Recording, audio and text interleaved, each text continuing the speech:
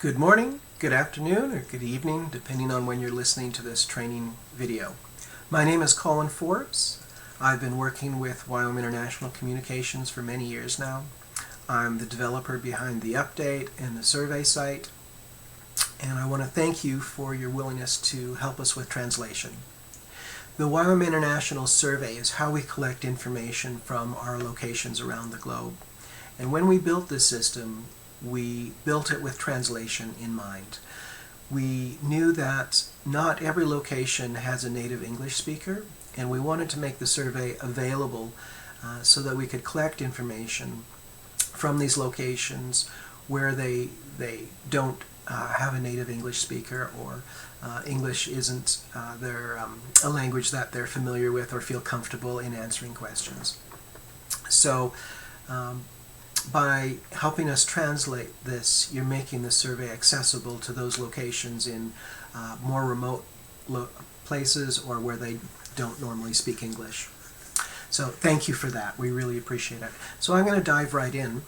The survey system is online, the translation part of it, and the address is https://survey.ywam.org/translation. And once you put that in, you'll be prompted for a username and a password, which I'll be providing to the translators. And I'm just going to use my access information for now.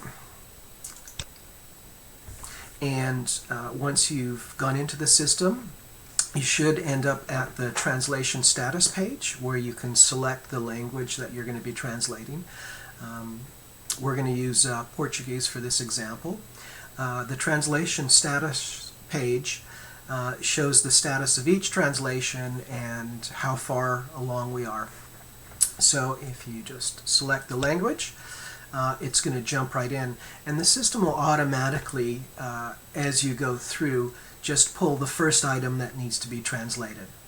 So in this particular case, it's pulled up IMO ship ID. That's not the best thing for our training video, so I'm going to pick a different one here just to make it a little clearer. So here we've got a text. This box here shows the English text. The one below as well shows the English text because it hasn't been translated.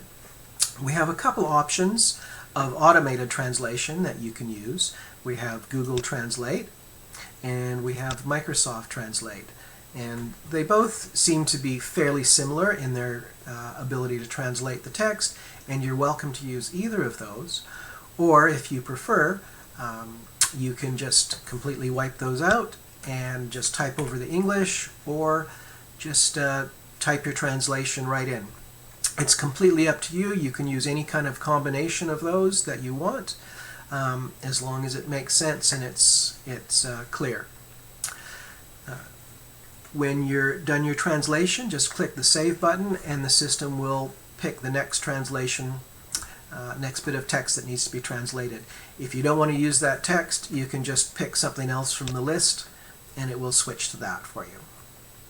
Now there's some things that I wanted to highlight that are important. So I'm just going to scroll down. The translation text has been divided into different sections. So we're down here at the validation section. And I'm going to pick a text here. So this particular text, you'll notice, has some curly brackets and some numbers. And these are markers that are going to be replaced when the user sees the survey. So in this particular situation, it might end up being the value for field 1 and the value for field 2 must be the same. So as long as you have those markers in your translation and it makes sense, then the translation should be the equivalent. So the value for field 1, the value for field 2 must be the same. Now I do realize that some languages have gender and it may be difficult to know what's going to be there, but please just do your best, keeping in mind that the system will be sticking in some piece of information there. It's generally the name of the field, but it could be a range. So for example, it could be the value for staff number must be in the range of 0 to 100. And those numbers will be automatically inserted in when the system is presenting that to the user. Now, so just keep in mind when you're doing the translation that you keep the field markers in there and that the translation makes sense, knowing that those bits and pieces will be inserted there. Up here at the top, we also have Show Survey, and this is going to give you the picture of how the survey looks when it's been translated. Now, normally the survey has a bit on one page and then you go on to the next page. It didn't make sense to do this for the translation, so it's just one very, very long page, but it does give you a picture of how the translation looks in place. So you can scroll through that, you can see. Now, not everything's going to appear here. The validation messages are not going to appear on this page, but the instructions and the buttons will, so you can see how that translation looks. The display names will appear, so those would be the field names or display names. There's the instruction sections for all the instructions that are there. So you'll get an idea of just how it's going to look, so you can reference that and see how it's looking. Now, if you're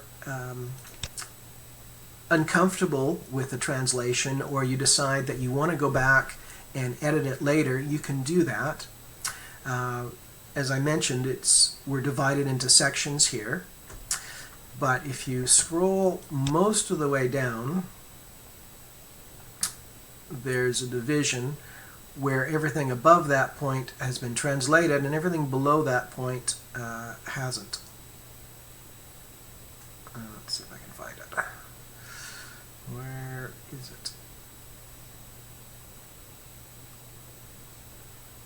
Okay, there we go. So everything above this point hasn't been translated and everything below it has. So these are all bits of text that have been translated. Let's see if we can find a good one here.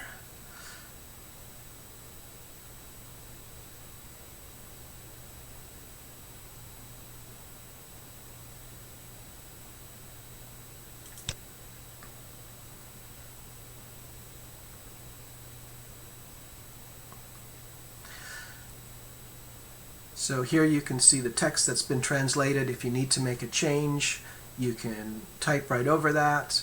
The system has recorded who did the translation and what the original text here is in the comments. So you can see that, and that will help you. So once you've done your change, you can just hit save, and it will save that change. And here you can actually see what the section looks like. If you don't like it, you want to completely replace it or do it again at a later time, you can hit the delete button and it will just put it back into the list of things that needs to be translated. So that's about it.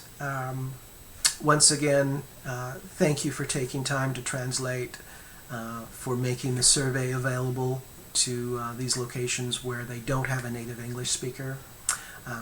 I know it's a bit of a thankless job. You don't necessarily see the results of your work right away, but I know it is really, really appreciated, certainly by our team, and I know it makes the survey accessible to those where it normally wouldn't be. So thank you for your time, thank you for your effort. I do know it's a big project, but your work is greatly appreciated. So thank you so much for your time. Thank you for listening to this training video. Please, if you have any questions about the translation system or you don't understand the text, please email me. Feel free to ask me questions. If you want clarity on something, then yeah, please email me and I'll be happy to answer those questions. Again, thank you for your time.